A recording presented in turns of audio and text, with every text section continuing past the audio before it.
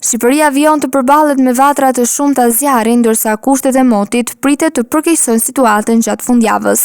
Sipas buletinit të rreziqeve të publikuar nga Institucioni i Gjeoshkencave, 8 qarqe të vendit paraqesin rrezik të lartë për zjarre, kryesisht në ulësirën perëndimore. Në listën e zonave me rrezik të shtuar janë Lezhë, Durrësi, Tirana, Elbasani, Fieri, Berati, Gjirokastra dhe Vlora.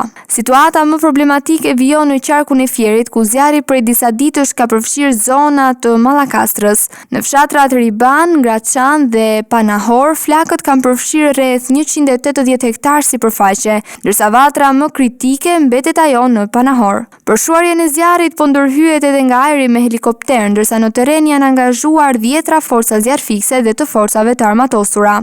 Në Tiranë vijojnë ndërhyrjet për shuarjen e zjarrit në masivin pyjor të Dajtit, në zonat e Priskës dhe Cikalleshit. Autoritetet bëjnë me dije se flakët nuk paraqesin rrezik për banesat. Vatra aktive raportohen edhe në qarkun e Elbasanit, ku zjarret në fshatin Shqiponj, malin e Dardhës dhe Mjekës janë në kontroll ose të izoluara pa rrezikuar komunitetin. Ndërkohë në Berat është reaktivizuar zjarri në fshatin Kostren 2, ku ekipet zjarrfikse vijojnë punën për neutralizimin e flakëve. Për menaxhimin e situatës në të gjithë vendin janë angazhuar 54 mjete zjarrfikse mbi 500 forca operacionale, 110 efektiv të forcave të armatosura, 3 helikopter dhe avioni Air Tractor i forcës ajrore.